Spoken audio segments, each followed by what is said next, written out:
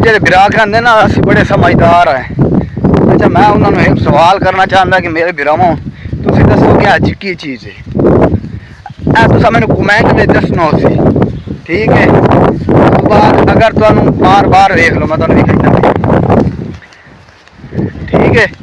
ਇਹ ਤੁਸੀਂ ਮੈਨੂੰ ਦੱਸਣਾ ਸੀ ਹਾਂ ਇੱਕ ਬੰਦਾ ਜਿਹੜੇ ਪਿੰਡ ਦੇ ਲੋਕ ਹਨ ਸ਼ਾਇਦ ਉਹ ਜਵਾਬ ਦੇ ਸਕਦੇ ਲੇਕਿਨ शहर के लोग ਇਹਦਾ जवाब नहीं दे सकते इतना एक तो मैं ना ਤੁਹਾਨੂੰ ना 4 ऑप्शन ही दे देंदा यार कि सब तो पहले कि ਇਹਦਾ सालन पकाया जाता है ठीक है।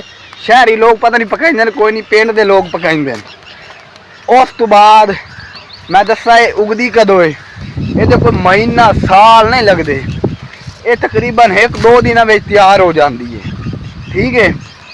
ये उदों तैयार होती है जो बारिश आती है उस जगह ते होंदी है जिथे मतलब कि खुश्क जगह होवे उस जगह ते उग जाती है। तकरीबन मैं इनू आज तू 8-9 साल पहले वेखा ही या मैं अज इनू वेखदा पिया ते एंड ते चलो मैं तुहानू दस ही देवा इनू आंदे खुब्बी ठीक है। इहदा सालन बेहतरीन पकदा है कोई पकावन वाला होवे ते मैं कहंदा कटे दा गोश्त एक साइड ते रख दियो ते एक साइड दा इहदा सालन रख दियो तो सब तो ज़्यादा ਇਹਦਾ सालन ज़्यादा दूसरा प्यारा उसी खावन का मज़ा ही आसी ये इनू आने खुब्बी।